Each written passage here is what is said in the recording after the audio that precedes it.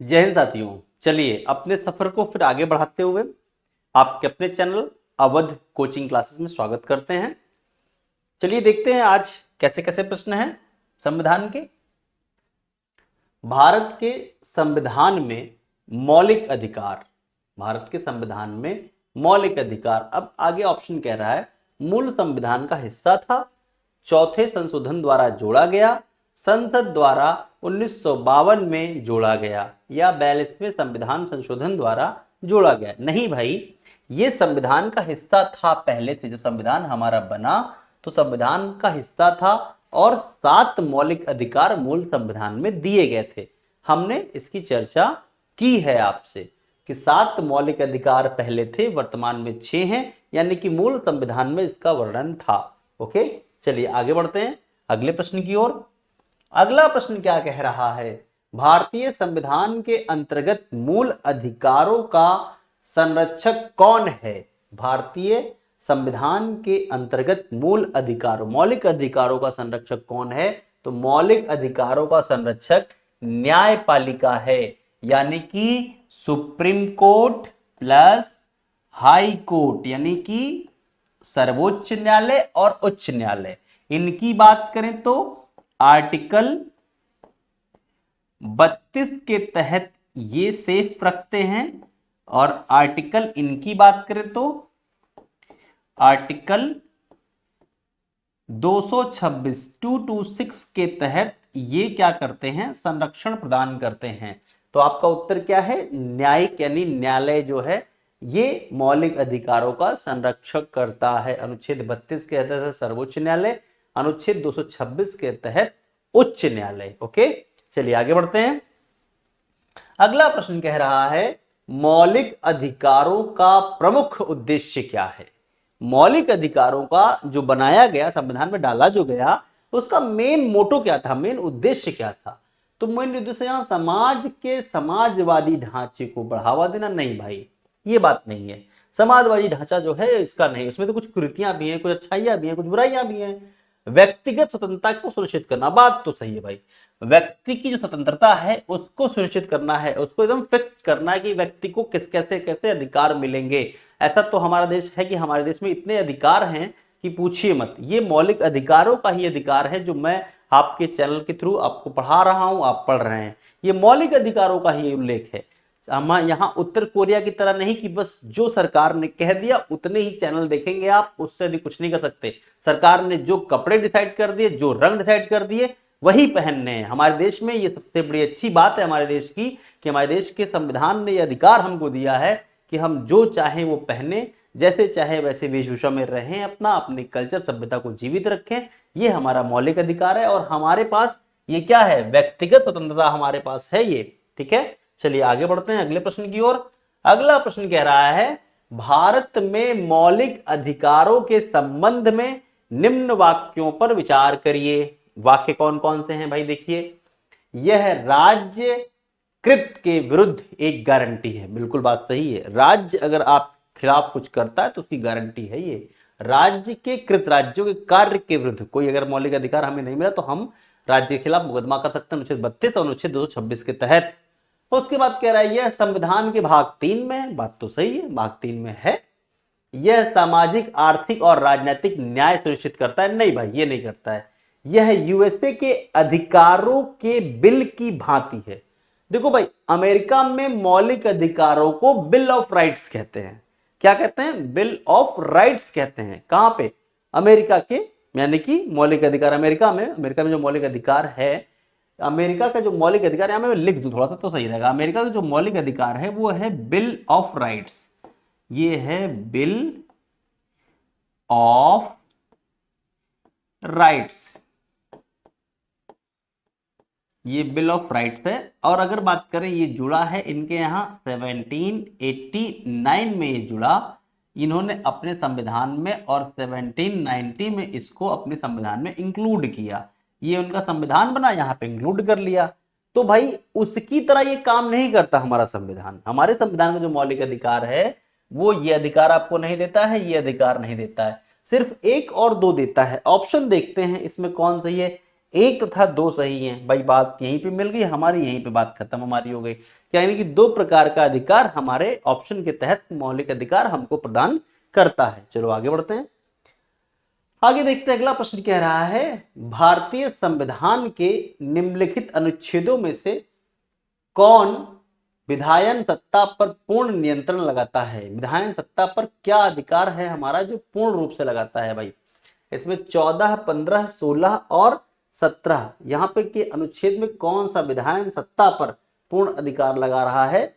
वो अधिकार हमारा लगाता है 17, अस्पृश्यता के अंत का अधिकार पूर्ण रूप से लगाता है ये। ठीक है, आगे बढ़ते हैं।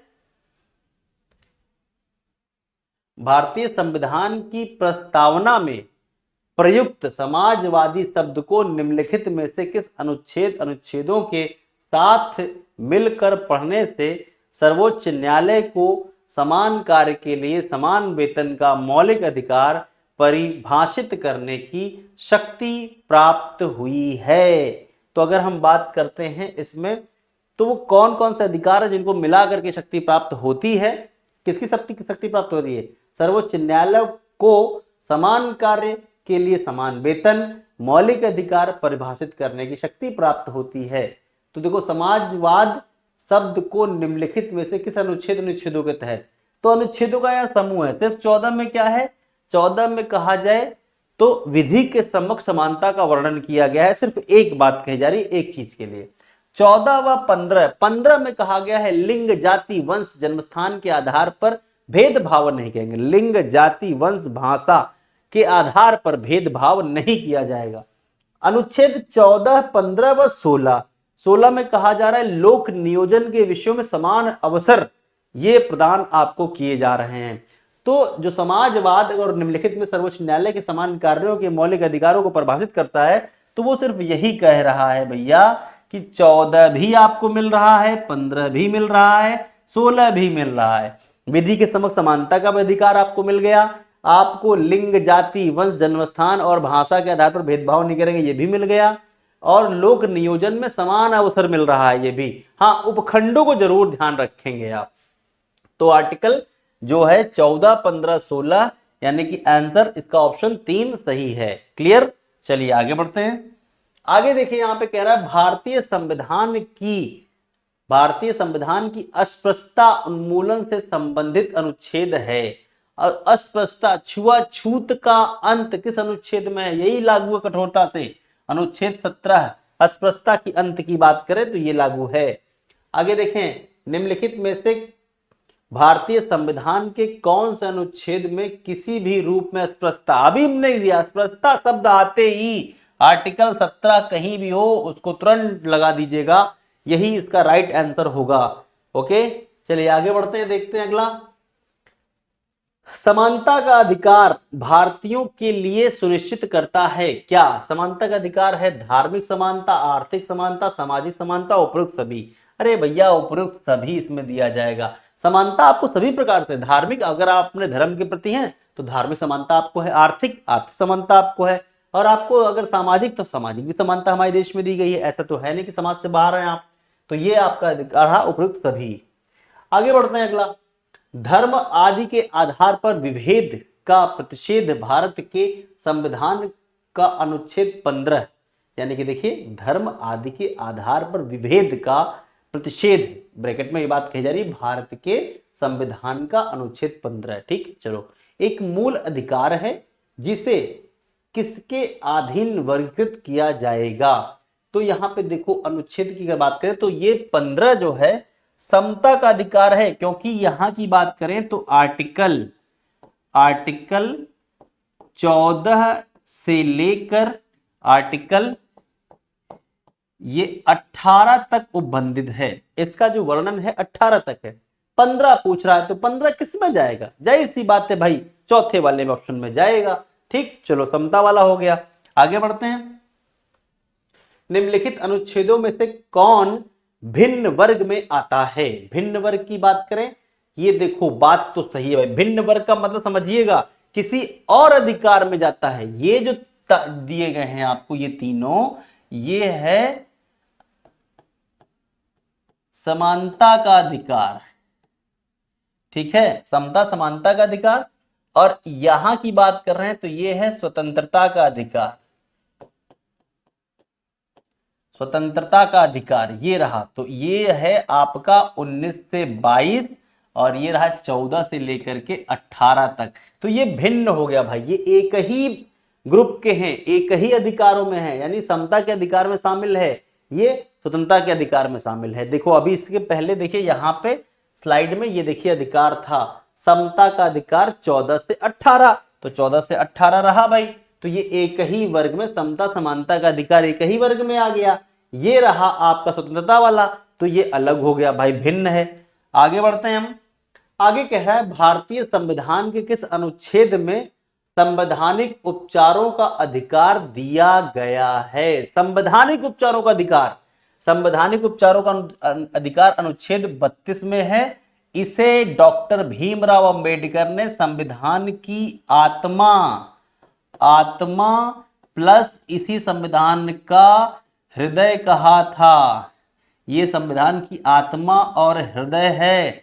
ध्यान रखिएगा अनुच्छेद 32, इसके तहत हमारे पास 5 रीट दी जाती है। 5 रीट जिसे कहते हैं, इसे बोलते हैं फंडामेंटल ट्रीटमेंट। अगर हमारे मौलिक अधिकारों का जो है दोहन किया जाए, शोषण किया जाए, तो हम अधिकारों से लड़ेंगे कैसे? तो इसके लिए 5 प्रकार की रीट हमें दी गई है, जिसके तहत हम वाद दायर करके अपने अधिकारों को बचाव कर सकते हैं। अनुच्छेद 32 सर्वोच्च न्यायालय, 226 उच्च न्यायालय। ठीक है, चलिए आगे बढ़ते हैं अगले प्रश्न की ओर। अगला प्रश्न कहता है निम्नलिखित में से कौन सा अधिकार भारतीय संविधान के अनुच्छेद 32 के अंतर्गत परिवर्तित किया जा सकता है? 32 के तहत अगर कौन सा अधिकार है, संवैधानिक अधिकार, मौलिक अधिकार, यहां पर है संविधिक अधिकार, उपयुक्त सभी, इनमें से कौन सा अधिकार है? तो मौलिक अधिकारों को परिवर्तित किया जा सकता है। निम्नलिखित में से कौन सा अधिकार भारतीय संविधान के अनुच्छेद 32, तो मौलिक अधिकारों के अंतर्गत परिवर्तन किया जा सकता है? अनुच्छेद 32 मौलिक अधिकार, अभी हमने बात की। आगे, मौलिक अधिकारों को लागू करने के लिए निम्नोक्त में से किसी न्यायालय द्वारा जारी किया जा सकता है? क्या रीट जारी कर सकते हैं हम? देखो भाई, डिक्री ये लॉ का शब्द है, अध्यादेश ये राष्ट्रपति जारी करता है, अधिसूचना हम जब सरकार से मांगते हैं, सरकार जनहित में अधिसूचना जारी करती है। ये जो लिखा हुआ है ये हमारी टेक्निकल टीम की थोड़ी सी मिस्टेक है, उसके लिए भाई सॉरी। ये है परमादेश, परम आदेश, ये है रीट आपकी परमादेश की। ठीक है, ये है रिट, परमादेश के रिट है। जब कोई व्यक्ति संवैधानिक पद पर रहते हुए अपने कर्तव्यों का निर्वहन ना कर रहा हो, तब हम उस पर ये याचिका लगाते हैं कि सर ये अपने कर्तव्यों का पालन नहीं कर रहे हैं। तब वहां से न्यायालय एक रिट जारी करता है, परमादेश, परम आदेश, ऊपर का आदेश, भैया तुम अपना काम करो वरना तुम्हें हम पद से मुक्त कर देंगे। ठीक है, चलो आगे बढ़ते हैं, अगला देखते हैं। अगला प्रश्न कहता है कौन मूल अधिकारों के अंतर्गत नहीं आता है? भाई कौन सा अधिकार मौलिक अधिकार आपका नहीं? स्वतंत्रता का अधिकार है, समानता का अधिकार है, शोषण के विरुद्ध अधिकार है। अगर आप देखें तो इसकी बात मैंने की थी आपसे, 19 से लेकर के 22 तक इसकी बात रखी गई है। समानता की बात करें तो अनुच्छेद 14 से लेकर 18 तक रखा गया था। संपत्ति का अधिकार पहले 19F में था और 31 में था, अब इन दोनों जगह से इसे हटा के समाप्त कर दिया गया है। शोषण के विरुद्ध अधिकार आपका है, वो है 23 और 24 आर्टिकल। ये सभी आर्टिकल है भैया, हम आपको लिख दे रहे हैं, यहाँ पे कंफ्यूज ना हो जाएगा, आर्टिकल है सभी ये भैया, आर्टिकल है ये आर्टिकल, ये भी आर्टिकल है भैया। तो 19 में अधिकार था पहले संपत्ति का, अब संपत्ति का अधिकार हमारे पास नहीं रह गया है। संपत्ति का अधिकार एक कानूनी अधिकार और एक विधिक अधिकार भी है ये, तो अब जाहिर सी बात है कि ये क्या है, ये नहीं है। आगे बढ़ते हैं अगले प्रश्न की ओर। अगला प्रश्न क्या कहता है? संपत्ति का अधिकार एक है, क्या है? एक कानूनी अधिकार है, अभी मैंने बताया आपको। फिर देखते हैं आगे क्या कहता है अगला। संपत्ति के मूल अधिकारों को किस संवैधानिक संशोधन अधिनियम द्वारा समाप्त किया गया? 44वां संविधान संशोधन किया गया था 1978 में, और 19F, सॉरी 19F से हटाकर 19F से प्लस 31 से हटाकर इसे संविधान के भाग 12 अनुच्छेद 315 अनुच्छेद, एक मिनट, हाँ 300 का में रखा गया है। एक मिनट भैया, ये का टेक्निकल टीम, देखो ये है भाग, हाँ ये रहा भाग 12 और अनुच्छेद 300 का में रखा गया है, आर्टिकल 300 का में। तो संपत्ति का अधिकार अब क्या है? कानूनी अधिकार है। ओके, चलो आगे बढ़ते हैं। अगला, भारतीय संविधान के अनुसार संपत्ति का अधिकार क्या है? संपत्ति का अधिकार एक कहा गया था आपसे, यहां पे विधिक अधिकार है, मूलभूत अधिकार, पहले अधिकार मूलभूत था और अब यानी कहा जाए इसमें इनमें से कोई नहीं, नहीं भाई दोनों सही हैं। मूलभूत अधिकार था और एक विधिक अधिकार है करंट टाइम में। ये पहले मूलभूत अधिकार था, अभी क्या है? एक अधिकार के रूप में है। तो इसमें सिर्फ कहा जाए तो दोनों सही निकल के आएंगे भैया। कानूनी अधिकार भी है, विधिक अधिकार भी, विधि के द्वारा रखेंगे हम, ऐसे नहीं रख सकते हम। अगला प्रश्न कह रहा है, संविधान के अंतर्गत बंदी प्रत्यक्षीकरण परमादेश जारी करने का अधिकार किसके पास निहित है? तो ये बंदी प्रत्यक्षीकरण जो आदेश है, रिट, जो पांचों रिट हैं, पहला है बंदी प्रत्यक्षीकरण, दूसरा है परमादेश, तीसरा है उत्प्रेक्षण, फिर उसका आता है प्रतिषेध लेख और पांचवा है अधिकार प्रेक्षा। ये 5 रीट हैं। इन पांचों रीटों की अगर बात करें तो ये उच्च न्यायालय और उच्चतम न्यायालय के द्वारा लगाया जाएगा। उच्च न्यायालय यानी कि बात कर रहा है ये हाई कोर्ट की, और ये बात कर रहा है उच्चतम यानी सुप्रीम कोर्ट की। तो उच्चतम न्यायालय और उच्च न्यायालय दोनों मैंने आपसे कहा था, अनुच्छेद 226 हाई कोर्ट, 32 के तहत सुप्रीम कोर्ट। ये बार बार याद रखिए, अनुच्छेद 32 सुप्रीम कोर्ट, अनुच्छेद 226 हाई कोर्ट, ही इस पर जो है ये अधिकार जारी करती है। आगे देखते हैं अगला प्रश्न क्या कहता है भाई, निम्नलिखित में से कौन सा मूल अधिकार नहीं है? मौलिक अधिकार अब कौन सा नहीं है? संपत्ति का अधिकार आपका मौलिक अधिकार नहीं है भैया। तो संपत्ति का अधिकार क्या बन चुका है? संपत्ति का अधिकार अब कानूनन अधिकार बन चुका है। तो आई होप आपको समझ में आ रहा है। पॉलिटी की तैयारी आपकी अच्छी चल रही है, बस इस प्रैक्टिस क्वेश्चनों को जरूर देख लीजिएगा, इससे बाहर कुछ नहीं आना है मेरे दोस्त, क्योंकि मैं गारंटी के साथ बता रहा हूं पेपर इतने में ही आना है। अभी तो हमारे पास बहुत सी चीजें बाकी हैं, जितने आए प्रश्न हैं अभी एक स्लाइड उसकी रखी जाएगी जब तक जितने प्रश्न पूछे गए हैं पेट 2000 यानी कि 22 से अब तक जितनी बार हुआ है, जितनी बार उसने पॉलिटिक्स क्वेश्चन निकाले हैं वो सारे, ठीक है। तो अब की बार पेट पार। जय हिंद क्लास।